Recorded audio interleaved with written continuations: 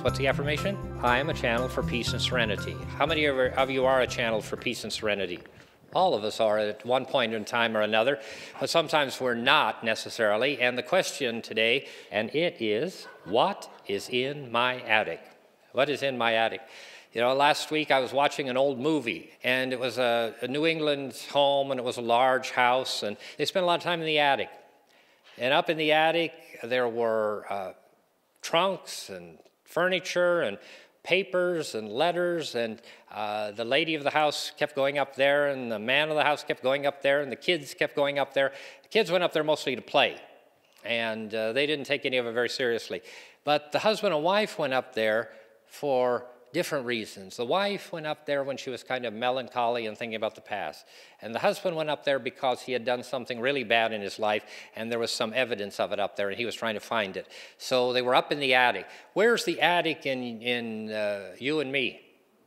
Up here. All right, that's where our mind is, but the attic of our mind is really even higher yet. And that is, the attic is where we store stuff. And so often we talk about that as the subconscious mind. We're not going to talk about it in clinical terms, and it doesn't matter really for our purposes whether we're talking about the conscious mind, the subconscious mind, or what we talk about in terms of the superconscious mind. What is in your mind? What is in my mind? What is in our attic? What's up there? In this movie that I was watching last week, when they were up there, you know, they had this little doorway that was kind of for ventilation, and they'd open it up. And when they'd open it up, there was this flood of light that came in, and really this kind of resilient feeling that came into this musty, dark, kind of dingy place. In our own minds, there are lots of dark and dingy places. There are lots of things stored up here, and lots of things that are in our attic that don't get looked at. Is the bulk of what's in the attic positive and affirmative and happy, or is it sad and depressed and hurt? Is it joy, or is it injury? Or is it a combination of both of those things? And it probably is a combination of both of those things. And there's nothing wrong with having negative thoughts and emotions and having them retained or kept within us. But what do we know about mind, and what do we know about the dynamic of mind in terms of new thought in our tradition? Thoughts in mind create after their kind. So what we have in our minds and in our memories and in our thoughts, and as our process goes, our process of thinking moves, we are constantly called to self-examination and looking at what it is that our minds are doing, and whether they're doing something for us or they're doing something against us. Next Sunday, we're talking about Palm Sunday, and of course, Holy Week is the commemorative holiday, one of the most meaningful holidays of the Christian calendar. And one of the things that we're going to see in Holy Week, and that we all know as we reflect upon the life of Jesus Christ, is that last week was just a microcosm of what his life was about. And the attic of his mind was very full, and yet he was able to be, what's the affirmation today? I am a channel for peace and serenity. You know, his example was one of a life of challenge and difficulty, but an expression of peace and serenity in the midst of that whole experience, the whole life experience. How many of you have a bad memory or two in your head? Well, of course you do, except for the few that have purged them completely. But those bad memories, and when they come back to you, what happens? We begin to live that again so often, and we live it, and it is re-experienced again. And the more we experience it, the more profound it becomes. And the more profound it becomes, especially if we're moving in a negative or hurtful way, the more damaging it becomes upon our life and our ability to be peaceful and serene. We can open the windows of our minds any time that we want to. And when we open the windows of our minds, it isn't that the attic is different. It isn't even that the contents is different. What's different is that we can breathe, we can see, and we can feel differently. Wouldn't it be great every time that you got a little depressed or sad or overcome or overwhelmed, if instead of going in that direction of that thought or feeling, you could reverse that and come right back up out of it. Deep and profound depression is sometimes described as going down, spiraling down into a dark place, into a bad place.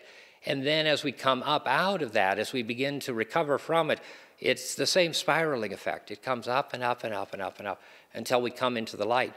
And so it is the ability that we have in the darkness of the attic of our minds to let the light in and to take a look at it. You and I know very well what's in our minds. We know how the dynamic of our minds operate. And so at the very core of what we believe is this abiding idea and concept that if we can grab hold of the awareness of the divine that is within us and allow that divine, just as we mentioned it every Sunday and in every meditation, that that light within us can grow and become radiant, then in the attics of our minds, in the dark attics of the mind, we are able to allow that light to shine. And when that light shines, it shines not to change those things, but to change the way that we see them, we feel about them, the way that they operate within our lives. One of the things that Christ Jesus made very clear was that the presence and power of God in him was doing the work that he did. That it was the Father, that it was the divine working within him that allowed him to do all of the things that he did and all of the things that he calls us to do, and to rise above the circumstances and situations and the difficulties, and to look at the attic and the content of the attic and whatever it is, to be able to face it and deal with it objectively and constructively. What if you go into the attic and you see something that you don't like, something that's difficult to let go, something that's hurtful, something that's confusing, and you're able to affirm in the face of it, not to deny it. You know, we're not talking about denying anything. We're not talking about denying the way that we feel or denying a disease or denying a financial situation. We're talking about denying the power that it has over us. And scripturally, we can see that Jesus himself was profoundly aware of the importance of being where you are and feeling the way you are. If you're sick, you're sick. If you're depressed, you're depressed. However you feel, you feel. And you need to feel that. We need to feel that. I need to, all of us. And as we know how we feel, we then know what's going on in our hearts and our minds and our bodies. And when we do, then we have the ability to change what's there. Not what's there in terms of its contents, but what's there in terms of what it can or cannot do to us. Mrs. Eddy told us very clearly that we were called to see beyond appearances. So when we look at that and we see something that brings us pain, brings us confusion, brings us upset or anger, we are called to see beyond it to the reality and the truth of what it is. And what it is always good, filled with grace and reality. The people that have hurt us most in life, for the most part, didn't hurt us at all because they wanted to damage us. They hurt us because they themselves were so damaged and hurt.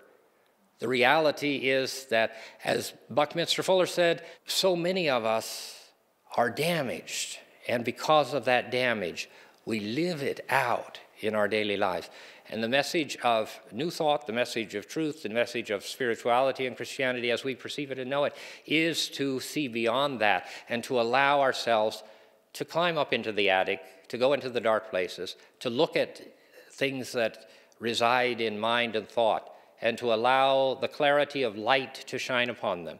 And when the clarity of light shines upon them and we understand them rightly for what they are, we're able to either keep them and look at them occasionally and examine them, to let them go, or just open the window and let the light in and let the fresh air in. The good news is that whatever it is that's in the attic of your mind, you participated in allowing it to be there.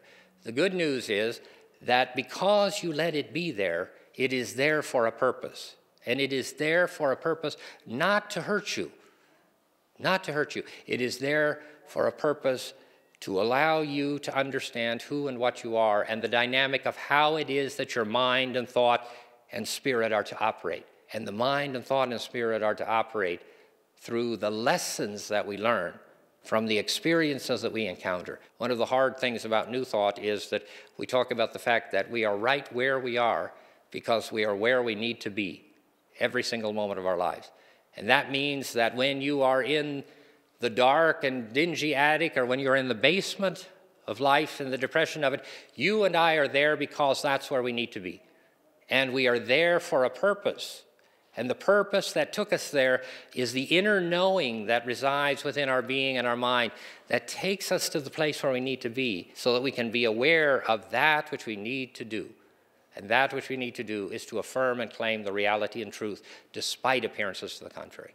Despite appearances to the contrary. And the more difficulties that come, once we understand the concept, the lesson, and the principle, the more difficulties that come, the stronger we become, the more easily we come to let them go and to release them, and to give thanks for the lessons that they've brought into our lives. So the good news is that you and I are already channels for peace and serenity.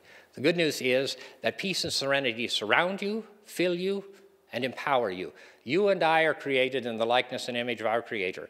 We are created peaceful and serene, just as Jesus will be seen in the Holy Week coming into Jerusalem in peace and tranquility amidst the celebration of the day.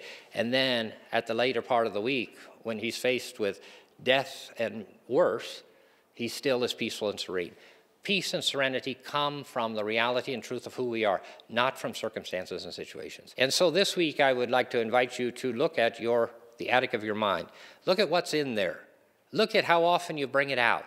Are you the kind of person like this woman who went up to the attic and looked at her wedding dress and looked at her past life and looked at all of this? And so she spent time coming to the attic so that she could relive the past and be a little melancholy and sad.